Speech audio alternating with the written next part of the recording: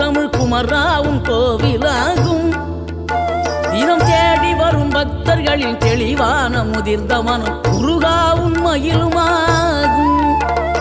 வேடனூறு கொண்டு பெருவேங்கை மரமாகி நின்ற வென்றீர் அணிந்த முருகன், நீ வாடுகின்ற உள்ளமதில் வற்றாது அருள் சேர்க்கும் வானோர்கள் போற்றும் தலைவன்.